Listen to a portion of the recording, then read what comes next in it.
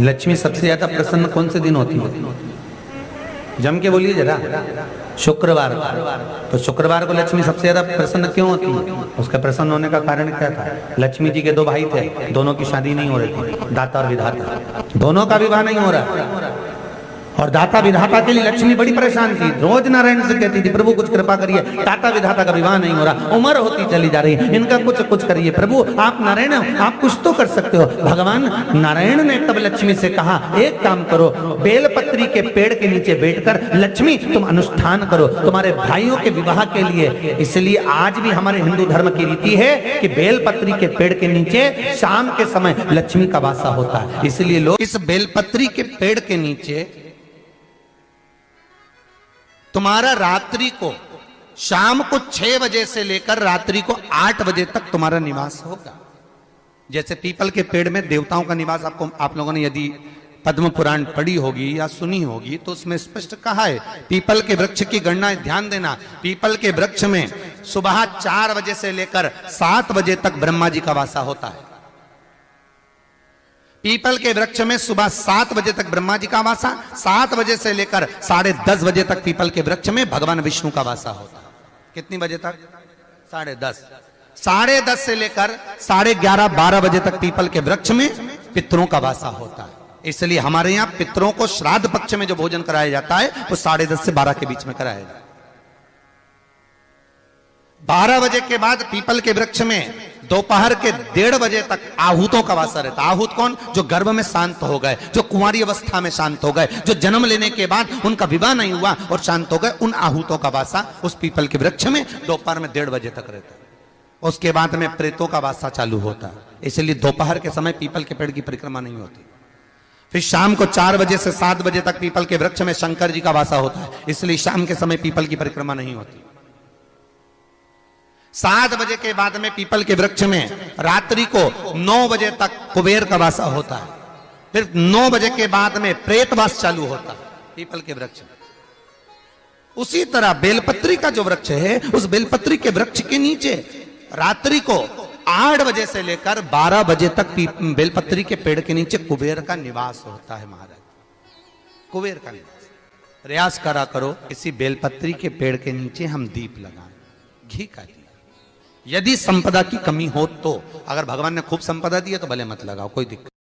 महामृत्युंजय मंत्र का यदि आप जाप करते हो और आपको मालूम पड़ गया कि शरीर में मुझे ये रोग हो गया है, मुझे शुगर हो गया है, मुझे बीपी हो गया है, मेरा ब्लड प्रेशर ऊंचा नीचा रह रहा है, कोई भयंकर रोग, मेरे रिश्तेदार को कोई कैंसर जैसा रोग हो गया, किसी को कोई थायराइड हो गया, किसी को कोई किडनी और लीवर में सूजन हो गई, किसी को कहीं किडनी और लीवर में तकलीफ हो गई, तो शिव महापुराण की कथा कहती है, नवग्रह शिव महापुराण की कथा कहती है कि बेलपत्री के वृक्ष के नीचे महामृत्युंजय मंत्र का जाप जो शुक्रवार की शुक्रवार घी का दिया लगा कर करता है, उसके रोग बाबा देवाधिदेव महादेव समाप्त करते चले जाते हैं। ये संजीवनी मंत्र शुक्रवार के दिन भगवान शंकर को शुक्र को दिया था, इसलिए उसकी प्रधानता है।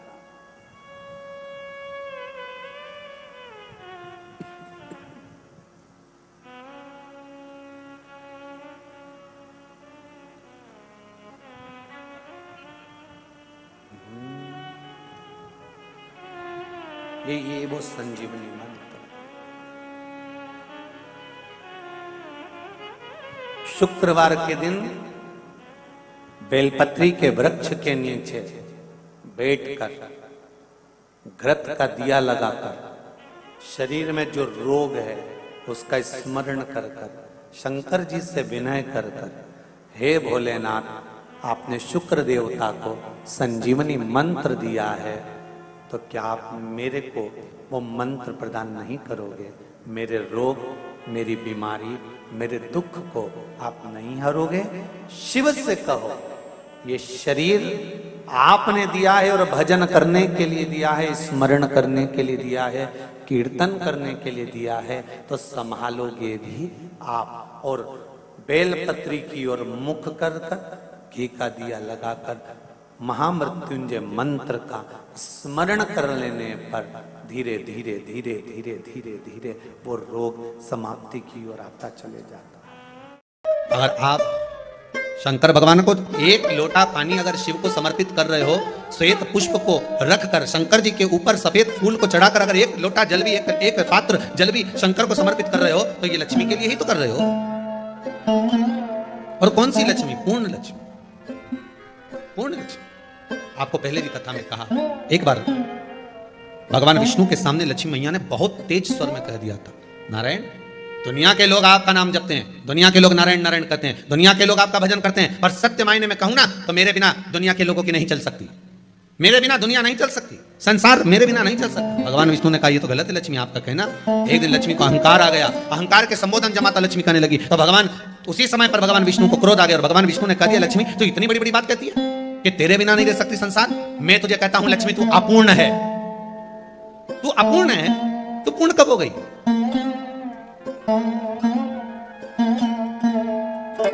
तेरी पूर्णता कहां हो गई? लक्ष्मी की आंख से आंसू बहने लगे। आज आपने मुझे अपूर्ण कहा, आपको मालूम है आप मुझे अपूर्ण कर रहे हो? आपको ये ज्ञात हो रहा है आप मुझे अपूर्ण कर रहे हो? भगवान कहते हैं हाँ लक्ष्मी मैंने तुझे अपूर्ण कहा। अपूर्णता का मतलब आप जानते हो ना? भगवान कहते हैं लक्ष्मी मैं सब जानता हूं। लक्ष्मी रोती हुई माता सरस्वती के पास पहुंच गई। सरस्वती ने पूछा क्या बात है लक्ष्मी, क्यों रो रही हो? लक्ष्मी जी ने कहा क्या बताऊं सखी, मेरे पति ने आज मुझे अपूर्ण कह दिया।